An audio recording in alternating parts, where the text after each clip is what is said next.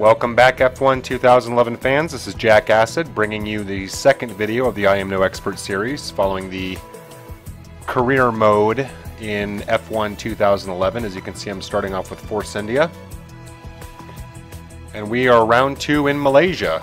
So looking at our last week's results, we were expected to finish 15th and in the end ended up finishing 9th. So a pretty good result to start.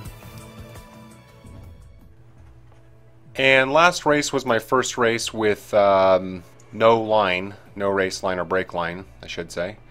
But I was still using auto transmission. So in this race I'm going to be racing with no line and manual transmission. So I'm not expecting anything pretty here. I've been practicing on qualifying using those settings for a while, but it's always different on race day.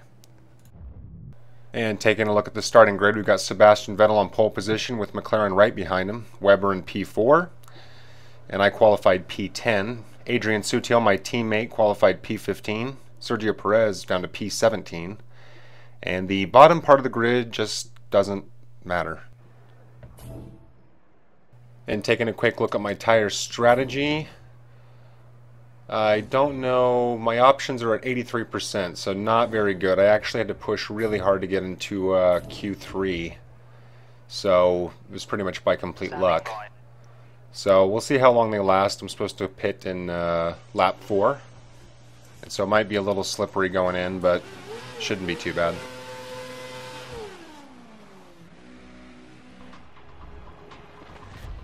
And despite the overcast, there's no rain in the forecast, and it would be kind of cool if the weather forecast wasn't always accurate, like it says 0% but you end up getting some anyway, or be surprised. That'd be a nice touch for 2012, especially in Malaysia, just because it can dump at any second.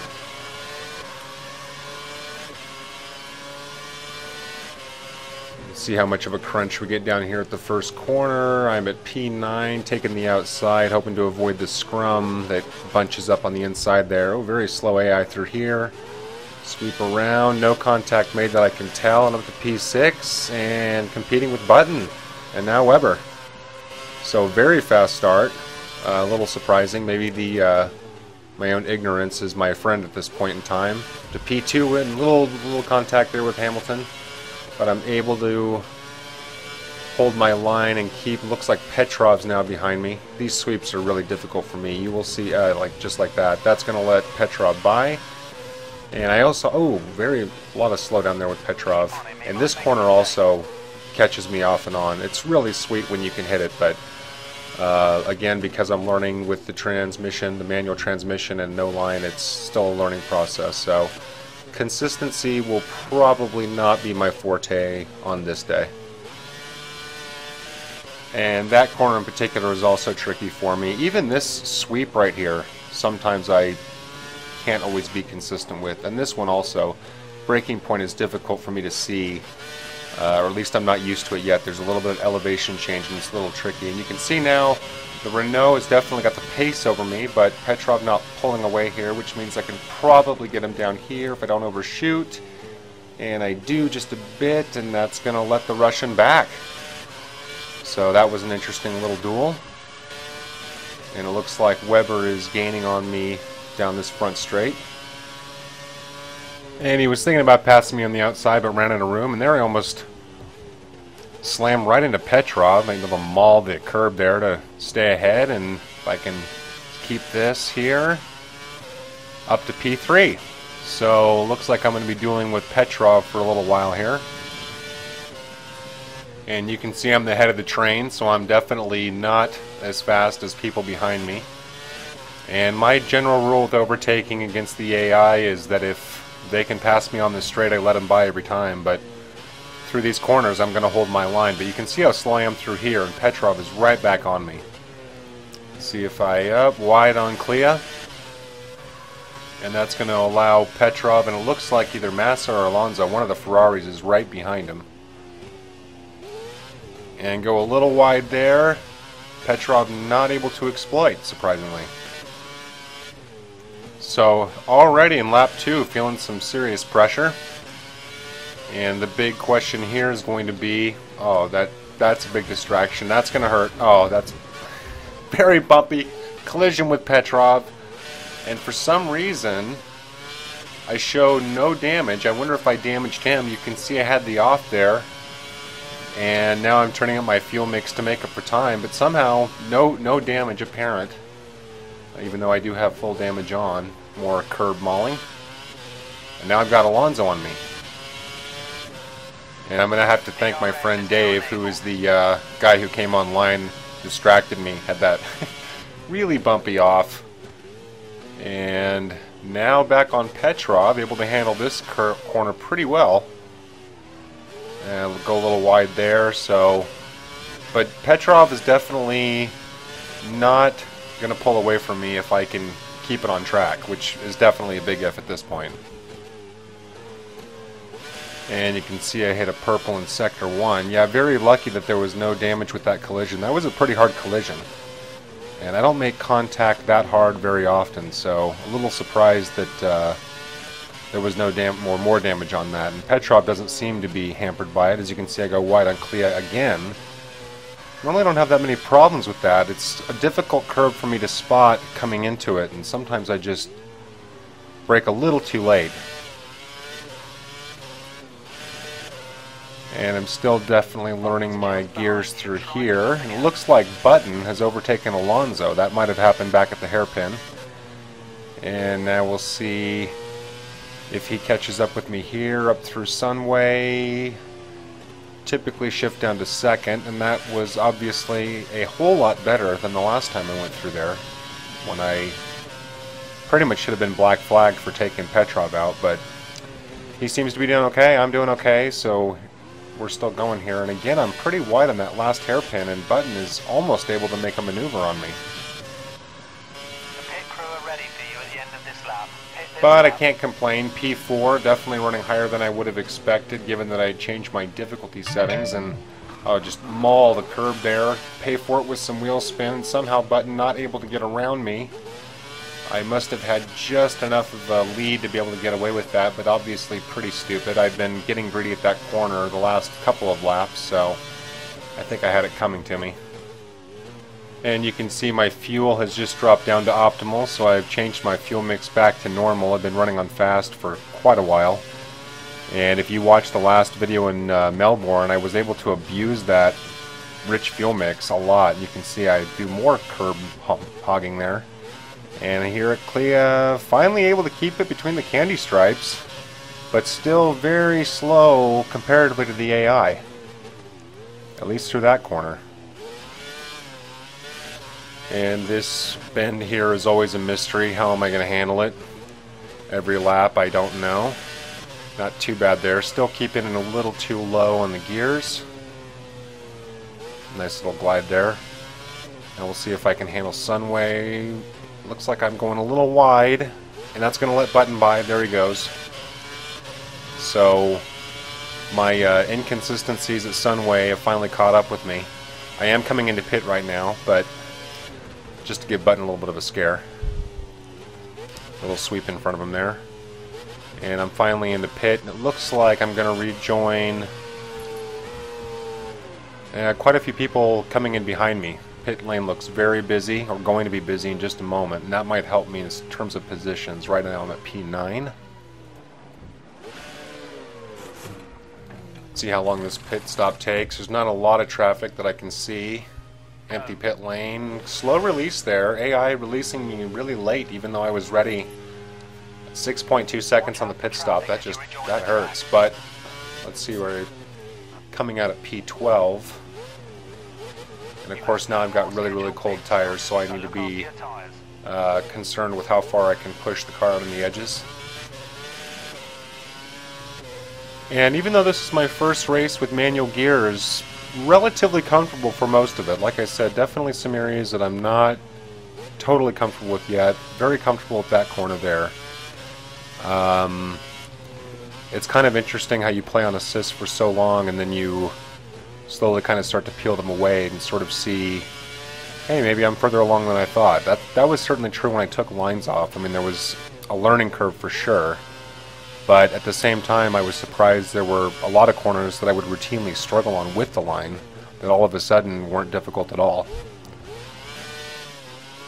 And I'm sure that has everything to do with you start paying a lot more attention to the curbs and your entry points more so than the line. You don't really realize that the line is holding you back. So maybe that's why that hasn't been as difficult of a learning curve. Manual gears is definitely tricky just because understanding your speeds at certain corners takes quite a while, and it definitely sets you back in your pace, but it's worth it. I think it's worth it. I'm going to keep on it as long as I can and see how well I do. It definitely helps when you start learning how to downshift to slow down, just to like correct angles that you might be coming in a little too sharp on. That's a big thing that I've noticed. Coming in now into lap 6, racing with Massa out of the pit lane. And actually that's very encouraging to be coming up to P7. I was expecting to fall back closer to P10, but I was able to get in a decent lap there when after my tires got warmed up. And now we're racing with the Ferrari. And the Mercedes Rosberg is close behind, and so that might be what this looks like till the end of the race here. And you really do have to wonder how much longer we'll be seeing Felipe Massa in a Ferrari, at least with how this season started, speaking of Malaysia. And as you can see, Rosberg is right on top of me. See if I can hold him off here at the hairpin. Nice little cut there. Yeah, so if you're interested, I've actually posted some of my thoughts and questions heading into China, the round 3 this weekend. If you're interested, you can check it out on my website, apexhead.com, and it's listed under the commentary category. I don't typically write a lot on sports, but I get especially excited when Formula 1 season comes along. Thinking about starting like a power rankings, a driver power rankings. I thought that'd be kind of interesting. You can see Rosberg is competing with me down the back straight, able to hold him off. Still a little wide on this hairpin. He's not able to take the inside. And we've got 5 laps to go. Looks like he's going to challenge again down the front straight. Got a little more room this time, able to get by. And I'm upping my fuel mix. I've been running with the medium mix for about 2 laps or so. So I'm going to go ahead and start pushing on my tank and see if I can build up some steam to keep Rosberg back and finish with some points here. The other thing that I'll be posting along with these videos is I'm tracking what the AI is doing from race to race, just because I'm kind of curious how it'll look. Sort of interested if there's any consistency between the teams or if there's any tier systems. Just sort of, I don't know, a pet project on top of another pet project, I guess is the easiest way to put it. So you can check those out also at my website. And Rosberg is just grinding on me now. Oh god, huge curb surfing, no warning somehow. There's something fishy about the rules and damage or something on this race. I've had a pretty significant collision with no visible damage that I'm aware of. And also that was a serious curb hop. And now I'm really feeling the pressure here. Oh, almost take out the pylon. Go a little wide. And now Rosberg is going to challenge me down the straight again. But look at this. I'm able to actually keep ahead of him. Here he comes. And I'm turning down my fuel mix because I am concerned about getting through the rest of the race, because my gas gauge is being pretty fickle right now. And with 4 laps to go, looks like I'm about 2.5 seconds behind Massa. Here comes Rosberg on the inside, but he has to back off. Able to choke off the apex there. Hopefully stay ahead of him. Get a little greedy on that curb there. And you can see there's about 4 cars behind me. That's probably realistically where I should finish, is around P10, P11. But for right now, oh, take this a little wide. And that's the worst I've taken that corner the whole race, and it almost cost me, but I'm able to stay ahead of the Mercedes. And you can see Rosberg hassling me through these really fast sweeps. I actually have a hard time holding my line through there, and you can see that Rosberg had to back off and twitched a little bit, but it looks like he was able to stay in P8. And I'm sure that we'll continue to have oh so much fun heading down the last few laps here. And you can see my sector times falling off now.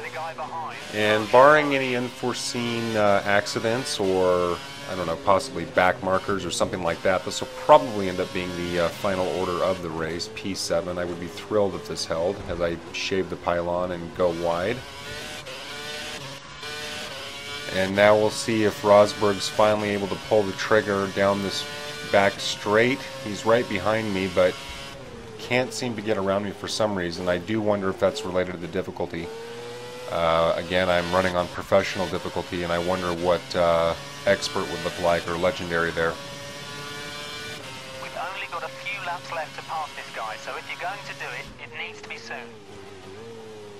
And as my engineer is saying that, I see that Massa is just over 3 seconds ahead of me. Of course, that's a little bit skewed because of the fact that he was coming down the main straight while I was getting up to speed there.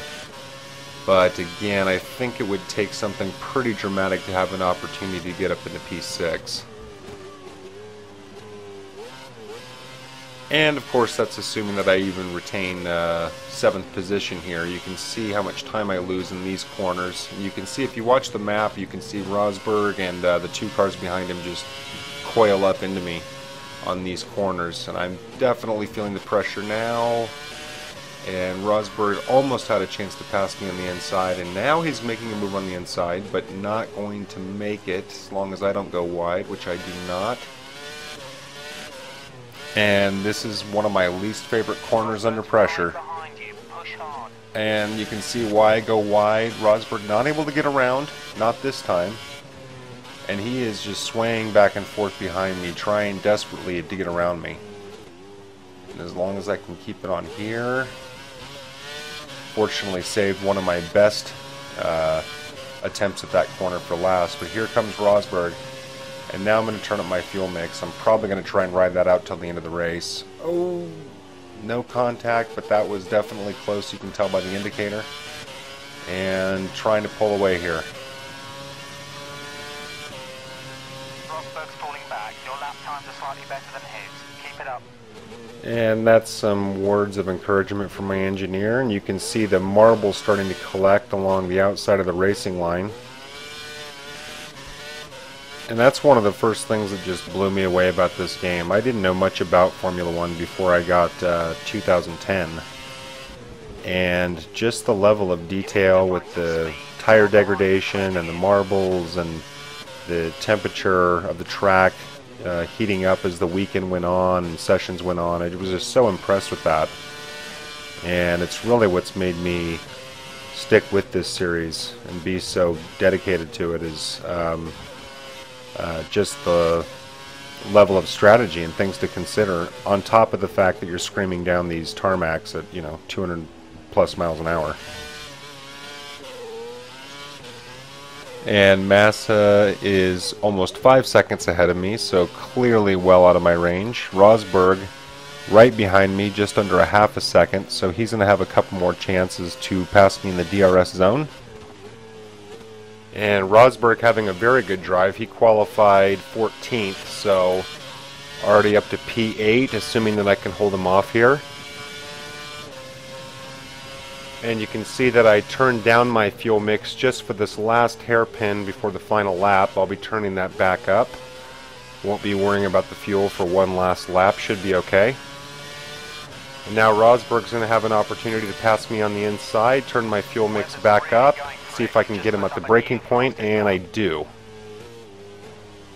And so, speaking of qualifying versus race result, I'm going to be tracking the AI from race to race in terms of expected result versus final result. And in other words, if the qualifying position is the expectation, then the final race result equals the actual. So I want to see which drivers are able to take advantage of their qualifying position and those who basically have a hard time hanging on. And you'll be able to find those driver power rankings as well as the data analysis between qualifying and race result, also on my website, apexhead.com. And I just noticed that looks like Massa, who was running 6th, was able to overtake Petrov, so he'll finish in the top 5. And he started off qualified 8th, so he was able to move up just a few positions here. Looks like he'll have about the same grid change as myself. Looks like I'll be 3 places up on where I qualified, so that's good news. Pretty impressed that I'm able to finish this high. Given this is my first race with manual gears, I really expected to have more problems. You can see my tires are falling off, and as long as I don't go wide at this hairpin, Rosberg will have no hope. Kiss the crown of the apex there. And into the final straight, and that'll do it. So 6 more points for my first season here with Force India. And it'll be interesting to see how much momentum this gives me heading into China. Not an overwhelmingly exciting race, but that's okay. Just kind of benchmarking my abilities. Let's take a look at the results here. We know that Vettel finished P1 and McLaren right behind him, and Webber also maintained in position 4. Of course, I finished P7. And looks like Alonso was able to finish in the points. Sergio Perez up to 11th. And my teammate Adrian Sutil finished 16th. So I'm going to leave you guys with a handful of highlights from the race. I want to thank you again for listening. This is Jack Acid signing off, and I'll see you guys in round 3 in Shanghai.